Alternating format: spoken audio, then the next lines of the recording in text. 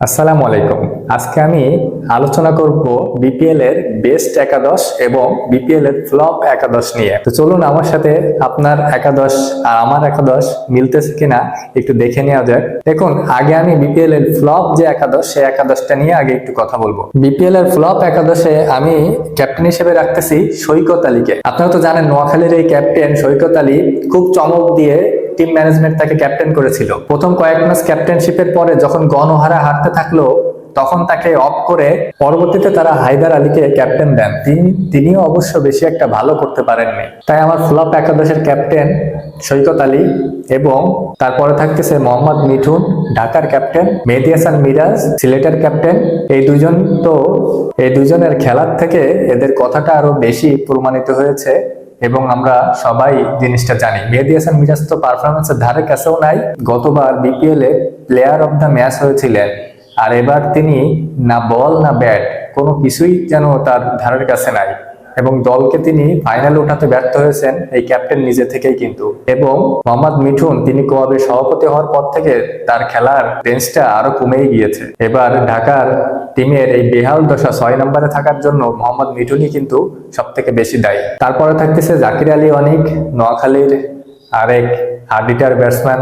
এবার কি খেললো আপনারা দেখছেনই তো তার পারফরমেন্স। তিনি যে চরম মাপের খারাপ দুর্দিনের ভিতর দিয়ে যাচ্ছে, বিপিএল ও তার এই পারফরমেন্স ভালো করতে পারলো না। এবং রংপুরের নুরুল হাসান সোহান তিনি যেভাবে করে রংপুরটাকে এবারে ডুবিয়েছেন সেটা বলাই বাহুল্য। বাংলাদেশের এই হার্ডিটার ব্যাটসম্যান প্রতিবারের রংপুরের ক্যাপ্টেন, কিন্তু এবার এসে রংপুর শেষ মুহূর্তে লিটন কুমার দাসকে ক্যাপ্টেন্সি দিতে বাধ্য হয়েছে, কারণ তার মোটেও কোনো ফর্ম ছিল না। তারপর আমি আনবো রায়ান বালকে, তিনিও মোটেও তেমন পারফরমেন্স করতে পারেননি এই বিদেশি।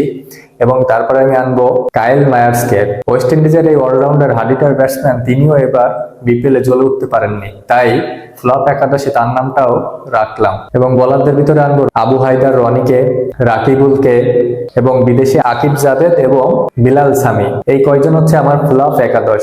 এদের কেউই তেমন এবার বিপিএল এ মাঠে নামলেও পারফরমেন্স করতে ব্যর্থ হয়েছেন। এবার আসুন যে আমার বেস্ট একাদশ বিপিএল এ কে কে হতে পারে। এখানে অবভিয়াসলি ক্যাপ্টেন হিসেবে আমি রাখবো নাজমুল ইসলাম শান্তকে।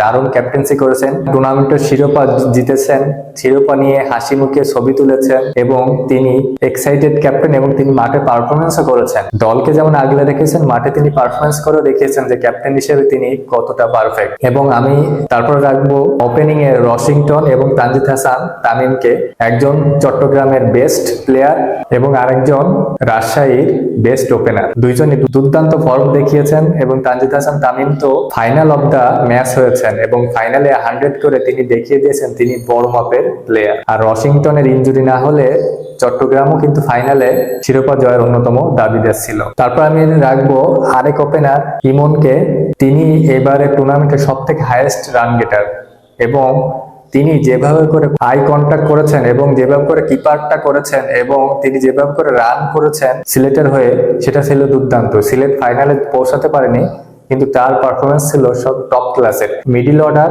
ওপেনার যেখানে তিনি নেমেছেন সেখানে তিনি পারফরমেন্স করেছেন এই জাতীয় দলের এই ওপেনার ইমন। তারপর আমি রাখবো তাহিদ হৃদয়কে, যিনি টুর্নামেন্টের দ্বিতীয় হাইয়েস্ট রান গেটার এবং দুর্দান্ত শতক হাঁকিয়েছেন এবং রংপুরের হয়ে দুর্দান্ত খেলেছেন শেষের কয়েকটা ম্যাচ। বিশেষ করে 3 রান গেটারের ভিতরে তাহিদ হৃদয় রয়েছেন, সো তিনিও রংপুরকে ভালো সার্ভিস দিয়েছেন এবং দারুণ খেলেছেন শেষের কয়েকটা ম্যাচ। এবং আমি বিদেশিদের ভিতরে রাখবো খুরদিল শাহ এবং মঈন আলীকে। খুরদিল শাহ এবং মঈন আলী এই দুই অলরাউন্ডার, একজন রংপুরের হয়ে এবং আরেকজন সিলেটের হয়ে, দুইজনই মাস্টার ক্লাস খেলেছেন এবং দুইজনই এমন প্লেয়ার যে যারা একাই ম্যাচ উইনিং করে আসতে পারে। এই জন্য আমি আমার একাদশে এই দুজনকে রেখেছি এবং দুইজনই দারুণ অলরাউন্ডার এবং দারুণ ফিনিশার। এবং আমি বোলারদের ভিতরে রেখেছি শেখ মাহাদিকে, চিটাগাঙ্গের, যিনি ক্যাপ্টেন এবং সমান তালে ব্যাট বোলিং এ সমান অবদান রেখেছেন। দুর্দান্ত এবার খেলেছেন তিনি।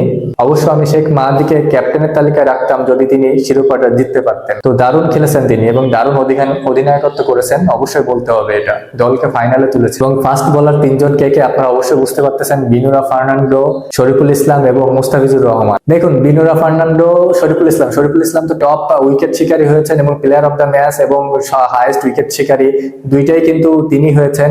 এবং বিনুরা ফার্নান্ডো দ্বিতীয় হাইয়েস্ট উইকেট শিকারী।